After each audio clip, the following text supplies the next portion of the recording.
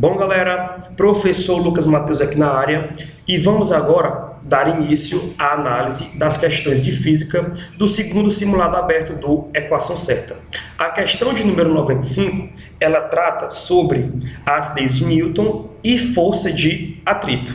E ela inicia com o seguinte texto: na remota Racetrack Playa, no Vale da Morte, Califórnia, as pedras às vezes deixam rastros no chão do deserto, como se estivessem migrando. Há muitos anos, os cientistas tentam explicar como as pedras se movem.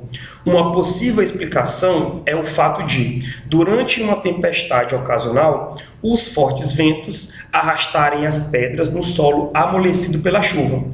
Quando o solo seca, os rastros deixados pelas pedras são endurecidos pelo calor.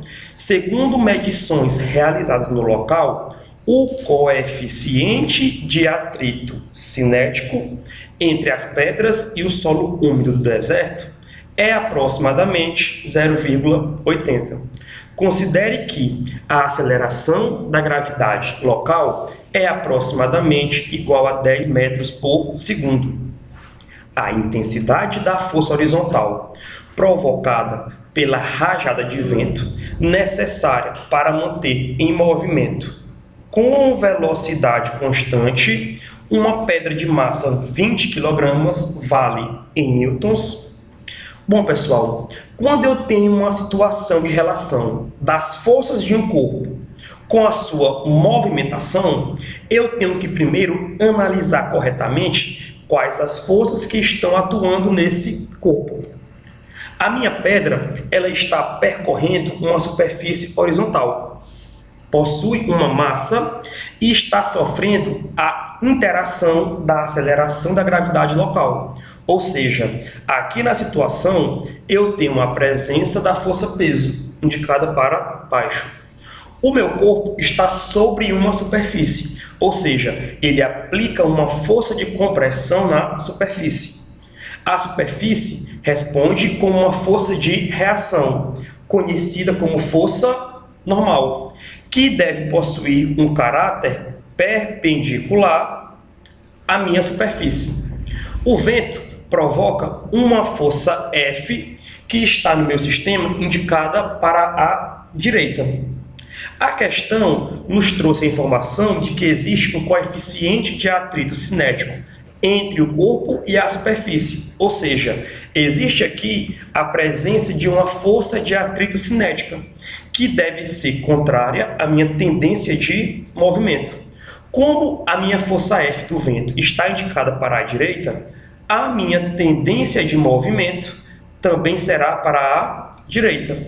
Consequentemente, a minha força de atrito cinética deve estar indicada para a esquerda.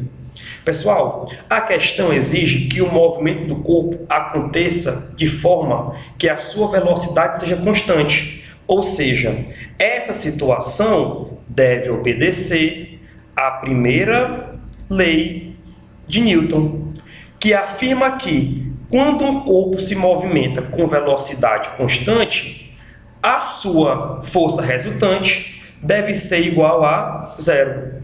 Dessa forma, eu posso afirmar que o módulo da força F, que é causada pelo vento, deve ser igual ao módulo da força de atrito cinética do meu corpo.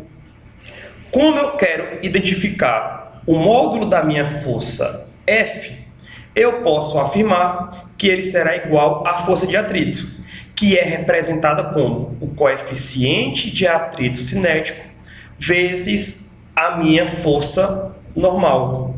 Aqui na situação, pessoal, nós temos o corpo realizando um movimento em uma superfície horizontal. Ou seja, eu posso afirmar que a minha força normal ela é numericamente igual à minha força peso. Dessa forma, eu posso dizer que o módulo da minha força F é igual ao coeficiente de atrito cinético vezes o peso do meu corpo. Substituindo o peso do corpo, nós sabemos que o módulo da força F será igual ao coeficiente de atrito cinético vezes a massa do corpo vezes o valor da aceleração da gravidade local. E esses 3 valores a questão me forneceu. Logo, o módulo da minha força F será igual a o coeficiente de atrito cinético entre a superfície e o bloco, que vale aproximadamente 0,80, vezes a massa do meu corpo, que é de 20 kg, vezes a aceleração da gravidade local, que vale 10 metros por segundo ao quadrado. Realizando essas continhas, eu encontro que o módulo da minha força F é igual a 160 newtons. Consequentemente, a resposta da minha letra estará justamente aqui na nossa letra C. Então, gabarito da questão 95, alternativa letra C.